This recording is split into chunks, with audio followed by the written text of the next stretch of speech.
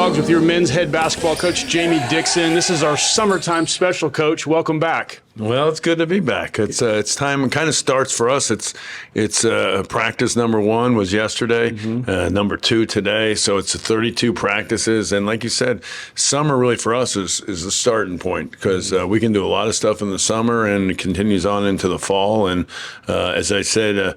Our guys work about 47 weeks of the year that we're able to work with them. I mean, that's basketball. Those that you can rules. tell us, yeah, right? That it's secrets. Listen to you. Listen to you starting controversy already. Looking for views. Looking for views. I know you're not laying on the beach during the summertime. You're very busy. Before we talk about that, let's talk about the season that just had. Can you give us your thoughts? That was a long time ago. Yeah, it was a long time ago. Yeah. We're moved on to the next year, but, NCAA Tournament again. I mean, I think we have some stat of Steve Shones here. We got, 24 teams have been 4 out of 5 NCAA tournaments, so, it's consistent. But we want to take it up a notch this next year coming. That's what I talked to the guys yesterday about, and we want to get to a Final Four. We've got, we've elevated our commitment, I believe, and I think we're in a better position. We're no longer at the bottom of the league, but we're still at the bottom half. Let's put it that way. But we've put together a really nice club. I mean, we've had to make some adjustments. We won't have 13 guys as far as we're going to have 11 guys. I think that are really scholarships, NIL guys, and then we're just trying to get them better. We'll be still a little young. Seems the teams that are really good are a little bit more senior dominated, but that's expensive, and you got to find your guys. We're going to have to get them kind of a year before maybe that they hit their peak and hit their highest market value, I guess you could say. So, but I'm excited about the group. And I can tell you're ready for it, yeah. Yeah, I mean, going back to your question about last, a great win against Ohio State in the tournament. Duke, we were there, had the lead, and, we just, I think the depth, it was always our problem was our big guys getting in foul trouble. If you look at the games we lost, big guys, either an injury, foul trouble. We obviously started out the season with a Malik injury, so we just didn't have quite the depth that we thought we could have. But, those are the challenges and those are the issues you run into in this NIL era. Can you run us through how the feeling in the locker room after the first round win over Ohio State, a huge program? What does that feel like? What are your guys? What was the mood in the locker room? I think it was there was excitement, no question. But I think it was excitement to play the next game, to play against Duke. I think number 1 seeds. We'd already played the other 3 number 1 seeds. We actually knew. I think for the first time in my career, we knew exactly who we were going to be playing and possibly in game if we won the first game in year 2. But I don't know many teams have played the 3 number 1s prior to, so we couldn't play those teams probably again. And that's how we knew we were probably going to be in Duke. The East, it kind of worked, and so. We knew we were going to play them. So I think there was a lot of that going prior to the game against Ohio State, which obviously you never want to look ahead of. And they're a good seed and actually a good team that was really playing well at the end of the year. So probably could have been seeded higher. But really good win. We played. I loved how we played, obviously, first half. Second half, we came out and were not as aggressive. And they made some shots and were able to handle our pressure better. But then we have to, make the adjustment. And second half, we really executed down the stretch, really did the right things offensively and defensively down the stretch. So it was a great sign. And we're really good in close games all year long. So to win that one down the stretch after giving up a big lead was a good sign. Duke game. Early, good, took care of some things, bothered them defensively. I think they started to figure us out a little bit. And then again, wore down because of our bigs getting into foul trouble and not being as comfortable playing as aggressive as we want to play. Do you know either of the head coaches personally on Ohio State Duke? I know him, but not generally. Did they have any comments after the game that you remember? I know. Normal stuff. I don't look at that stuff. But interesting enough, I know them, but they're been doing it this long. There's usually a personal relationship with some of these guys and most of these guys, to be honest. But both guys, I guess those are the younger two, the assistants that became head coaches, which I guess I could have related to. But that was my thing was 25 years ago. Theirs was just a couple of years ago. Right. So. and they took over a little bit more of the blue blood programs than I took over. I know you said Final Four is obviously your goal. Can you say it was last year a success in your eyes? Obviously, it didn't end the way, but it was a successful season overall. Well, I think, and I think we're going to find that out with football now. I mean, before football, you had 42 bowl games, 42 guys felt good after the season. I can remember coaches saying, "I can't." Football guys saying, "Oh man, I hope we don't do what you guys do." I mean, we can always celebrate no matter what bowl it is and who you're playing against and what team you never heard of. It was a win to finish the season. With us, there's always a loss. 365 teams, 364 come out with a loss at the end of the year. So no, you're always going to want more. That's part of college basketball because there's always more to get. You can't feel you lost your last game, and that one sticks with you. There's no question about it. For sure. You told me about the new faces on the team. You lost some seniors, obviously. The new guys. You have 8 new guys on this team. You have a good recruiting group to talk about in a little bit. But your new guys. Yeah, well, we got a good core back, more I think than anybody in our league. So 53%. It's funny. I like the guys say, "Oh, I'm glad the 4 guys you got back." It's the people that ask you about the guys you lost or that moved on. I'm like, that's the half full, half empty guys. You put the half full guys over here. Which one are you? I'm a half full guy. You're half full. We had to get the right guys, and there's only so much money to go around, and you got to work within a budget, and then the numbers went ridiculous again in football and men's basketball, and so you have to make adjustments. You gotta fit the group again. I think we did really well. We brought in, we've got some more size, which we want to do. We kind of did that by our signings in the fall and in the mid-year. Got a really good junior college player. So again, we're trying to find the inefficiencies in the market. I go back to my finance Neely days, and we're doing analytics. We're doing we're budgeting.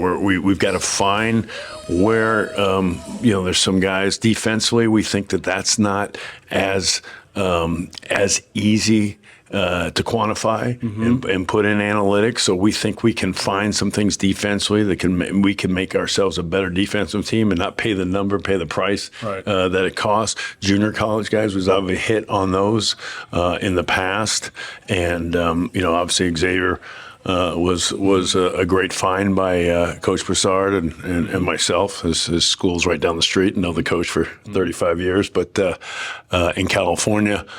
So we've got to find these things. We can't go head to head with the big money guys. But are you still looking, Coach? Is it happening now? There is, but there could be a guy. We have that. There's that 15 scholarships you could use. And there's good players out there. That's the one thing. I mean, I said this the other day to people, and they understand. Like, we're probably signing a high school guy a year. Before, he used to sign 4 high school guys a year in Pitt. And so understand that if we're all recruiting 25% of the high school guys we used to, where do those other guys go? And they're going down to mid-major. They're going down to low major. They're going to NAIA, Division II. They're junior college. So there's guys. Right. There's guys that are available. There's guys that are out there. You just got to make that decision, and then the number becomes an issue at times. But yeah, there's guys out there. There's good players. Right. But are they going to be able to handle playing against a 24-year-old? Sure.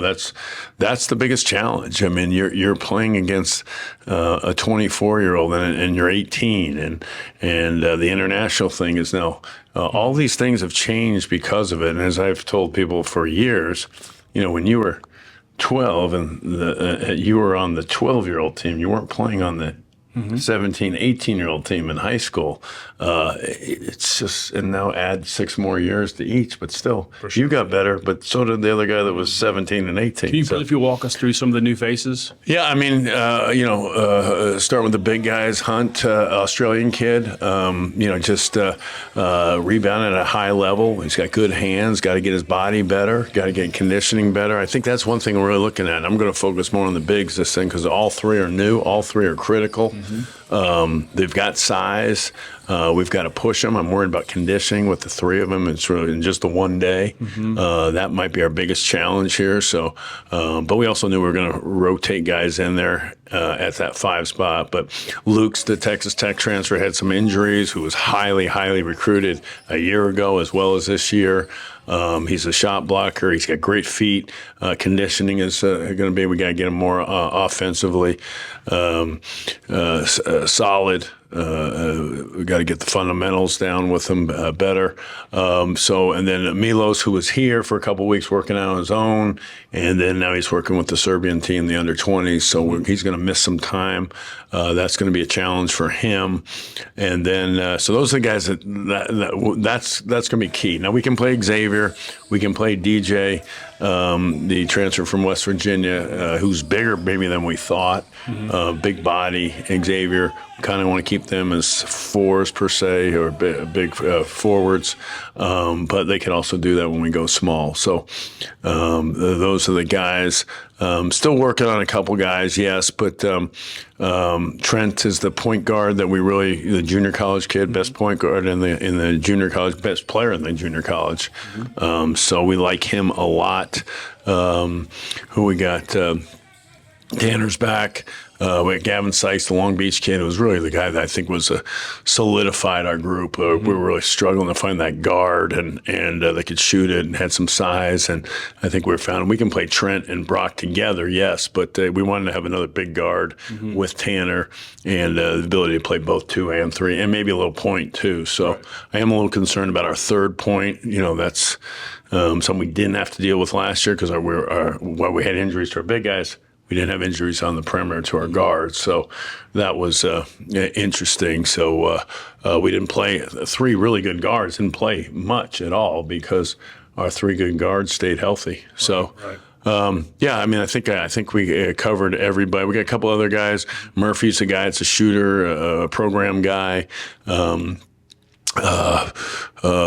Fleming, we're working on just getting him through. I think that may be out there. I'm not sure. Maybe you get it first here in the JW, Breaking special study gets all the early breaks. But I think we covered everybody, and there could be somebody else. I mean, I wish we had everything in place, but I think being patient a little bit more is something I needed to be in recruiting, especially now in these last couple of years. So there are some guys, especially on the international level. Knowing you the way I do, this is what optimism looks like, Coach. You seem very optimistic about these guys, and we're excited to see. So I'm always optimistic. We're going to talk to Micah Robinson here in a second. Okay. We'll come back to finish up with you in a second.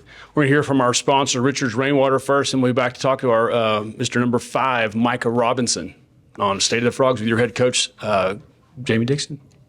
So rainwater, why is it the best? Well, it comes from heaven, the sky. It literally never touches the ground. We catch it before it hits the ground. And as soon as rainwater hits the ground, it becomes groundwater. That's what all the other water is that you buy at the store or is coming out of your tap at your house. It's groundwater. And the moment water is in the ground, it starts to absorb everything, good and bad, salts, minerals, chemicals. Rainwater avoids all that. So we tank it before it touches the ground. Cleaning it is just a breeze because it has no sediment or no impurities in it. It is absolutely the cleanest, purest water you can drink. The most naturally sweet, sustainable source of pure water, fresh water on earth. Welcome back to State of the Frogs. We are here with rising junior Micah Robinson, number 5 in your hearts. You had a camp last night that began. We have some footage we showed the viewers, but tell me about the camp a little bit. Yeah, so it was fun. I was telling my mom about it the other day, but the first year we did it back in my middle school, it was really only like 5 to 10 people that were there. And this year, it pretty much doubled. We had like 17 to 20 kids there, and so that was definitely cool to see. Definitely a special moment for me. Something I'm gonna look to continue to do, and I'm looking forward to see how it just grows as the years go on. Eustacia Myers Robinson. She sounds familiar. Do you know this lady by chance? Yes, sir. I do. It happens to be my mother. Oh, beautiful. Tell us a little about what she's doing. Yeah, so pretty much it's kind of her, her second business from her, obviously, her work life.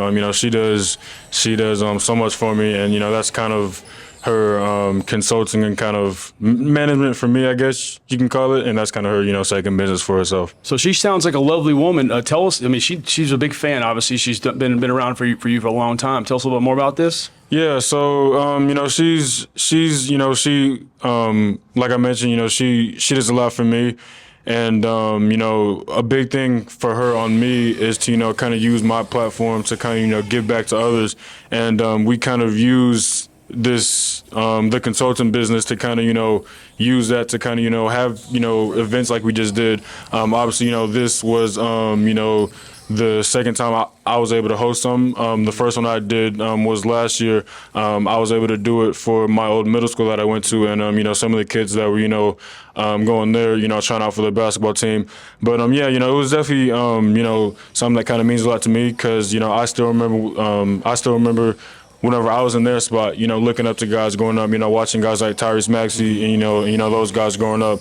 And so, it definitely just means a lot that I'm able to use my platform now to kind of, put on events for that, see the smiles on their faces and watch them have fun. Well, Micah, you're beloved around this place, but you grew up, you're a native of Kansas City, correct? Yes, sir. When did you come to Fort Worth? What age? We moved to Fort Worth, Dallas when I was in third grade, so like the second half of my second grade year. We moved down here for one of my mom's job opportunities, and at the time, I hated her for it, because I was, a kid that age, leaving all of his friends. I didn't really know what to expect, but looking back at it now, it's probably, one of the best things that could have happened for me because just of, the opportunities that I was exposed to out here, and like the people I got to meet, definitely, turned out good for me. Did your dad grow up here as well, or he had some connection to Fort Worth? Yeah, so my dad grew up literally five minutes down the street. Okay. Yeah. Very good. In high school for you? Yeah, so I started high school in the Dallas area, and then I finished my last 2 years of high school at a prep school in Virginia called Oak Hill Academy. Gotcha. So I know the story about you, but Dallas Green Hill is where you started. Then you went to Oak Hill in Virginia. That was tough because you were young. You were leaving the nest on your own. Could you speak to that briefly about how that was leaving and being on your own, kind of doing that thing? Yeah, it was kind of tough, because obviously, a 16, 15-year-old kid, that was really the first time I was away from my mom and kind of away from my family for an extended period of time. I would definitely say it was a huge adjustment. I still remember, like the first 2 weeks when I had first gotten down there, I couldn't sleep just because it was so much different, right. But I definitely feel like that experience kind of had a huge impact on the man I am today because I feel like that kind of forced me to kind of speed up the maturing process because I pretty much had to do things that a college student has to do on their own as a 15-year-old kid in high school. And so I definitely feel like, that those 2 years really, just made me into a better person and kind of just made the transition to college just a lot smoother. Fair enough. When did you in your life discover that you were really good at basketball? Was there a point that you were like, I can do this and this is something I'm really good at? Yeah, that's always a funny question because I was always a football first guy growing up. But, as I got taller, my football dreams, as the height went up, the dreams of that kind of went down because obviously, I was too tall for what I wanted to do with football. But I would say I really started to realize that, I could do something with basketball probably around my freshman year. I mean, that's kind of just when it kind of clicked for me that, I actually, enjoy playing because usually I had been playing just because, not because I had to, but it was just something that I was doing because, I was just doing it because I did it. But I would say really my freshman year, summer is when I really realized that, if I put the time and effort into it, I could actually probably do something with basketball. Did you play football at all? In high school?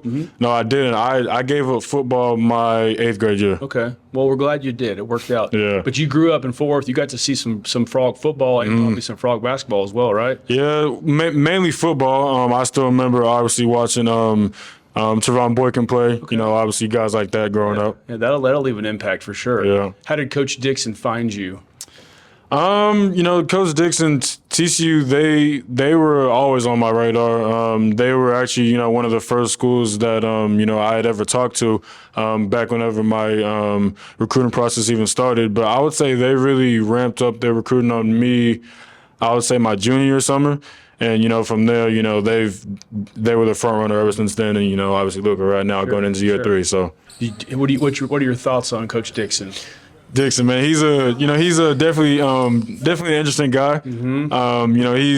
He's special, in a lot of ways. He's a mastermind on the court, and I definitely have just a lot of respect for him and just how he's trusted in me and obviously what he's poured into me and helped me become the player I am now.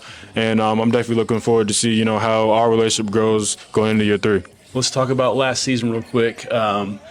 First, second round of the NCAA tournament, you pull off 18 points against Ohio State and then against Duke, which is tremendous. And the season prior to that, was the season it didn't end the way you wanted it to? Was it successful for you guys in your mind? Obviously, obviously losing in the way we did in the second round wasn't our end goal. But I would say that I'm, extremely proud of that group last year just because of, all the things that we had went through. I really wouldn't say anybody expected us to end where we did, even though the guys inside the locker room knew that we were capable of, pulling that off. And I'm just really proud of what we were able to accomplish, and I'm just looking forward to building off of that this year and to obviously extend that end goal and make a deep run in the tournament. Right, you're known around this team as a hard worker. You practice really hard. You're a perimeter shooter. You're a wing. You're a forward, obviously. How would you describe your game to someone who wants to know a little more about you? Definitely a guy who's going to come in and play hard. I'm definitely looking to step up, my leadership role this year. Definitely be more vocal. And I feel like, leadership is seen in a lot of different ways. But, just in terms of on the court wise, a guy who's going to play hard, who's going to come out and defend and, do whatever it takes to win. For sure. And the new team now, you've had a practice under your belt, one, and you have another one this afternoon. What do you know about what do you say about the new guys, new faces? Yeah, definitely. I would say just from obviously day one, we have a lot of good personalities. I was telling somebody this yesterday. I feel like if you were in there, you wouldn't be able to tell that it was the first time that we were all, together in the gym at one time, just because of how well I feel like we just meshed naturally. And I feel like as the summer goes along, I feel like that's just going to show on the court, and it's going to make that transition, just a lot smoother going into the season. I think Xavier helped you in camp last night, but he's one of your returning guys. You got Tanner and you have Brock. That's kind of a cool little core group for you guys. You guys pretty tight? Yeah, definitely. Because I feel like last year, we worked a lot on team camaraderie, and I definitely feel like having us 4 come back, that with that connection already established, it'll just make it, just so much easier to kind of acclimate the other guys into that brotherhood that we already have, and we all know that the best teams get along off the court, and so I feel like if we're able to build off what we had last year with that group, it's going to pay off dividends on the court. What do you like to do for fun when you're not working and doing basketball in school? I'm really a chill guy. Video games obviously, but obviously chilling with teammates, right. Kick back at the pool, really just whatever. Do you go out in Fort Worth ever? Restaurants? Stuff? Every now and then, just a little bit. Any favorite spots in Fort Worth to eat? Barbecue spots. You like barbecue? Terry Black's is pretty good. Yeah, Terry Black's. Right. Yeah. Yeah, they take care of you guys at some of the games. Yeah. That's pretty neat. Yes, sir. All right. The new faces too on the team. So far, so good. Anybody you seem like they're going to stand out? Some of the big guys. Yeah. One guy that I'd kind of already known, DJ. He had played in the same AAU program as me, and obviously we had played against him last year when he was at West Virginia. But he's definitely somebody that I'm going to be looking forward to seeing how he grows going into year 2. I feel like his projection, and just from what I've seen from him and his growth from obviously his high school to freshman year into now, he's definitely somebody that I'm gonna be looking forward to seeing how he grows and develops. Good. What are your expectations for this new team? I know you had the taste of it last year. You can only want more, right? What are your expectations for this new team? Really just I hope that we can all have the same mentality and have the same goal of what we want to get out of the season.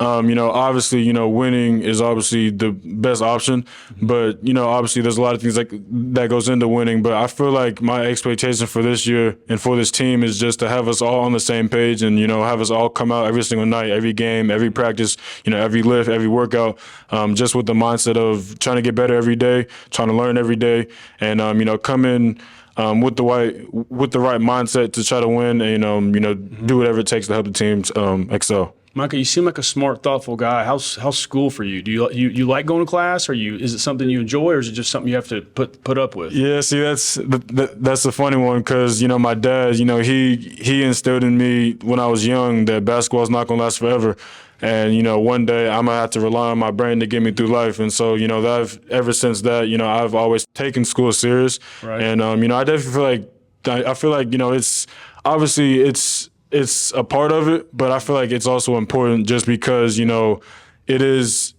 something that I'm gonna have to do. Mm-hmm. And it is, obviously basketball is not gonna last forever and I'm gonna need something to get me through life. And I feel like taking that serious now is gonna pay off in the end. Good to hear. Did your dad play basketball? He played in high school. He didn't play in college. Okay, so you're already better than he am by a long shot. I don't know if he'd agree with that, but fair. Yeah. Do you have a girlfriend? I do. Yes, sir. Long time together? Going June 2nd, going on 6 months on the 5th. Good job. All right. Well done. Yes, sir. Nice. You seem like a nice guy. Appreciate that. Very good. Next year's schedules. It's not complete yet, but one of the first games you guys have A&M here at home, which is great. Yeah. And then you have the tournament up in Vegas where you're going to see some guys like Creighton, Michigan, and you have a Notre Dame on the schedule as well. Yeah. What your feelings on next year's basketball schedule? It's going to be fun. We have another loaded non-conference schedule. And I feel like, obviously we all know how the Big 12 is going to be, but I feel like with our non-conference schedule, it's definitely going to test us early, because I think we might have maybe 2 or 3 home games before we go down to Vegas. And then we've all seen, that bracket in Vegas, it's pretty loaded. So I definitely feel like it's going to be good for us. We're going to be tested a lot early. And, I feel like it's definitely going to prepare us for, obviously, the gauntlet that the Big 12 is. For sure. And NBA in your cards for you think? Is that a goal for you? God willing, yes, sir. For sure. And what happens next? What happens when basketball ends for you one day? What do you want to do with yourself? That's a great question. I don't know if I can answer that right now because, I feel like now I kind of just try to take it day by day, one step every day. And I feel like, as time goes on, I'll obviously that'll come with time. But, I try to take it day by day now. Very good. Well, Micah Robinson, it's been a pleasure talking to you. Good to know you. We appreciate you. We enjoy watching you play. We're excited about next year. Yes, so sir. Good luck, and thank you for joining us. Thank you. I appreciate y'all. That's been number 5 for Micah Robinson on TCU's basketball team. Thank you, Micah. Yes, We'll be right back to finish up with Coach Dixon on State of the Frogs.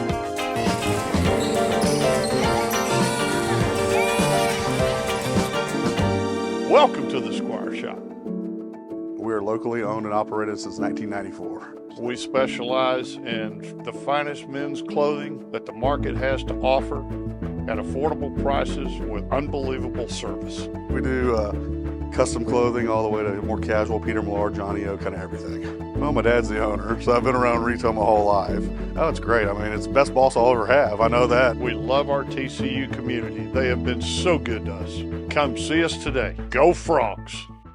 Welcome back to State of the Frogs with your men's head basketball coach, Jamie Dixon. Coach, Micah Robinson just talked to us. Lovely guy. What a hardworking dude. Let's talk about Micah real quick, if you don't mind. Yeah, you can see him talk. He's quiet. He's quiet. I don't know if you got him going, but he's gradually gotten to be more of a leader, communicating more, which we joke with him about. But just he works so hard and cares so much, and just Coach Benford did a great job recruiting him. That was back in a couple of years back where you actually recruited high school kids and for a couple of years and then got them. He's there was that year we knew we were going to be young. We knew we weren't going to have the resources, maybe some other schools, and so we were going to go young. And we got some really good young guys, and he was one of them. And we played him, and they got some minutes as a freshman, and which a lot of guys weren't getting. So Maybe it helped calling him. you right there. Yeah, well, I'm sure he's in the gym. If he's not talking to you. You probably messed up one of his workouts he had scheduled. Last night we attended Micah's little basketball camp in Arlington. Oh, you went out there, huh? Yeah, we got to some footage of that. We're going to show everybody here as well. So All right. that's pretty neat. He's got some talented little kids he's got running around with him. So and they're not little either. So, Coach, Tanner, Brock, Xavier, Micah, Yeah. good core coming back. Yeah. You mentioned that in the first segment. That's got to be fulfilling to have these. four Yeah, guys it's coming just, back. I mean, more than anybody in the league is what I think, 53% of scoring. I mean, we had one senior. You want to get everybody back, but then you got a budget. So you got to figure it out and do the right things with the money and do not overspend and fill up a roster and put the best team out there you can and with less generally. So I think we did. I think we did a really good job, and I think we have great leaders in those four that you talked about. Great energy, obviously very good players, productive guys in the Big 12, best league in the country.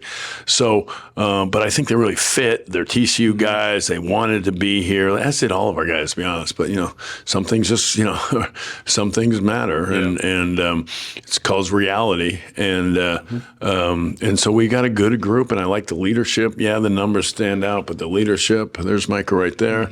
He's in the gym endlessly. Hard work ethic. That culture you want to keep. It's hard, but it's still possible to have that culture. And you don't want to bring back the bad culture guys. You want to bring back the good culture guys. And I think we really did with those four guys. Right. And we've always done that. We've done a great job. My thing here is, everybody says, we've took it from here to here. I'm just, we want to win a national championship. That's what we're trying to do here. So you had your second practice this morning, first yesterday, correct? Practice. Yeah. Seconds this afternoon. We're going in the afternoon this week, and then in the mornings the rest of the How did the first day feel? It's I gotta say, no. I mean, the energy is the first day is always good because the energy is. Yeah, they're gonna throw it around the gym a little bit, but I didn't give them the chance to. We didn't do too much live stuff. There is this. Like I said, with some of these guys, you used to recruiting guys 3-4 years, and then you get them here. But the new guys are like, hey, I remember now. That's what you look like in real person. I saw you on the Zoom a couple times, but it's just different. And there is some, but we're talking to them, trying to get them here, get them into school, get them into classes. And some of them I hadn't seen. And then the other thing that's been different is the returning guys. Usually these last 3 weeks or so, they be around here and maybe in a class in the May session. But because of the world now that we're at, they kind of with their agent and at their workout guys, kind of like an NBA type thing. So that wasn't the case before with all your guys, but that is the case now. And so it's not bad. It's just different. So we didn't see them the last couple weeks as well. So they were in different places, LA, Vegas, working out, and it's just part of a byproduct of it. I'm not saying it's bad. In some ways it's good, and but it's just different. How will the summer schedule progress as we go? 8 weeks. Plan is to do a foreign trip because of the new rules. So we may do a quick, inexpensive, shorter, closer, maybe not as as fancy a trip as you're used to going on, but it'd be a more business oriented and shorter and more economical. Where are you thinking? Economical. Any thoughts on where you're going yet? Costa Rica is what we're talking about. Yeah, so close and they have a short, beach. right? Yeah, no, I know the beach. I'm going to find a beach. That's what I'm going to find. But that's what we're looking at now. It's not a guarantee, but that's what we're planning on right now. Very nice. And that's because the rule changed. It's once a year you can do it now, not once every 4 years. Right. I know. Let's talk a little bit about the schedule for next year. Most of it's already in place. Not everything, I don't think, but the first game of the year, A&M coming to town. That's exciting. Yeah, I don't think that's first game, but that's November 14th, 19th. Yeah, we're starting so early that used to be the first starting date. It's not anymore. But A&M, we got a home and home with them. Excited about that. My thing since I've been here is playing all the old Southwest Conference teams as much as we can. And I think we've played everybody except Rice, and we're actually trying to get Rice to do that. So, you know, you didn't play in the Southwest. They know how to play. They know how to play basketball. You didn't play in the Southwest Conference. No, right after that, yes. So we got the A&M, and we've played them before. We did the Houston Dickies thing. This is going to be home and home, which we're trying to do. So, you know, last year we had at home Michigan and Notre Dame, and we've got to fill the place when you bring teams in like that. I mean, so A&M got to, and it can't be what color is that they wear? I don't even remember, to be honest. It can't be any of that. And it's got to be all purple. And so 4 games, I think, of home games, then that one. And then I think Players Era comes right after Vegas. that. Yeah, in Vegas. Creighton, we got to get a Michigan, group for that. yeah. We got to get a great group for that. We play Miami in the first one, Creighton, Michigan on the other, the next round. I mean, it's 3 games in 4 days. You can go see a show in between. Like, you can do what you do in Vegas otherwise. And then on those off days, and then we can we got to get a good crowd there. I mean, and that's across the board for this event. I know it's Thanksgiving and it's football and it's family and stuff, but I mean, I think they're going to really try to build this up as far as getting more crowds. TV ratings have been good. They're trying to get this, and this is the elite tournament that we wanted to be in and had to be in and had to be good enough to be in, and so we've done that. So, you know, our challenge with all events and everything we do is our small. We don't like bowls. You know, we don't travel, and we end up why we're in this bowl because we got to bring people, and that may change here as we go to 24, 48. What are they going to go to next for football? But it's important that we get a good group out there, and it's going to be great. I mean, the teams you see, the 8 teams, I don't even have them in front of me. Actually, it's 60. We're in the 16-team bracket, 3 games, and then, you know, it's Vegas. You get an off night to go do something and get back. So I'm not sure the exact dates, how it fits around Thanksgiving, but we got to have a good crowd if we can stay in these kind of events. We think this show might take care of that problem. Okay, We hope. good. What does Coach Dixon or Coach Dixon family do for summer besides basketball? You have any trips planned? You go back to California? Yeah, my wife goes out to California and sees her family. She has her mom is one of 13 kids, so there's a lot of family in Los Angeles. So she goes and sees. Can you name them all, Coach? No, I can't. I just did Rebecca. We just did a Zoom with her class a second ago. Rebecca, her cousin. So got that one. We've got, I travel. We practice Monday to Thursday for 8 of the 9 weeks. And then every weekend I'm going recruiting, leave usually Thursday night or Friday, and go recruiting Friday, Saturday, Sunday in these events that we do. The Scholastic ones in June and the AAU events in the summer, in July. Right. And then I'm kind of going and seeing some boosters, / supporters. You know, we have some guys that are supporting our program that aren't TCU people, and that's what we've had to do. So, we have to find ways to stay competitive. We've been doing it with some challenges, and then we've just got to find ways. But it's fun. It's good. We're going out and meeting people. And when I say I'm traveling, doing all those things, I love it. So, I like having every day filled in and knowing what I have to do, so it's good. Everybody's you're not going to hear me complain about the changes. It's all good. Kids, the basketball's good. We get to work with our guys. Everything is in a great spot in college basketball. The game is good. The game is good. Even though you hear about all this different stuff and everybody's complaining, coaches are complaining, you're not going to hear me complain. There's a lot of good of it. Players are getting paid. But we're still able to work. You get them here in June, you can see they're the same guys that weren't getting paid when I started, 35 years ago. Yes, sir. Well, when I popped my head in your office earlier before this and woke you up from your nap, I noticed there was a bicycle against the wall. Yeah. You do some cycling? Yeah, I do. I like go in the summer. I don't do it during the season because when I crash, I don't want to be limping around or have a scar on my. How long have you been riding for?